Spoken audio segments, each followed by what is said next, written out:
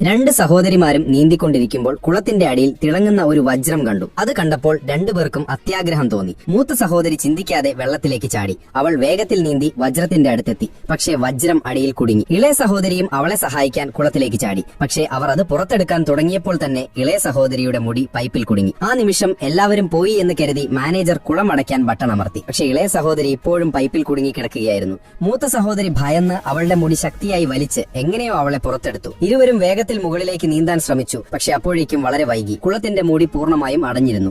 അവർ പുറത്ത് ഉറക്കെ നിലവിളിച്ചു. പക്ഷേ അവരുടെ ശബ്ദം മാനേജറുടെ അടുത്തെത്തിയില്ല. ആ ദിവസം വെള്ളിയാഴ്ചയായിരുന്നു. അടുത്ത 2 ദിവസത്തേക്ക് കുളം അടച്ചിരിക്കും. അതായത് 2 ദിവസത്തേക്ക് ആരും അവിടെ വരില്ല. രണ്ടുപേരും മൂടി ഒരുമിച്ച് അമർത്താൻ ശ്രമിച്ചു. പക്ഷെ അത് വളരെ ഭാരമുള്ളതായിരുന്നു. കാലുകൾ അടിയിൽ വെക്കാൻ സ്ഥലമില്ലായിരുന്നു. അവർ ഇവിടെയും അവിടെയും ദുർബലമായ ഒരു ഭാഗം തിരയാൻ തുടങ്ങി. ഒടുവിൽ മൂടിയിൽ ഒരു ചെറിയ ദ്വാരം കണ്ടു. ഇതിലൂടെ പുറത്തു കടക്കാൻ ഒരു വഴി കണ്ടെത്തുമെന്ന് മൂത്ത സഹോദരി കരുതി. പക്ഷേ ആ ദ്വാരം വലുതാക്കാൻ എന്തെങ്കിലും ഉപകരണം ആവശ്യമായിരുന്നു.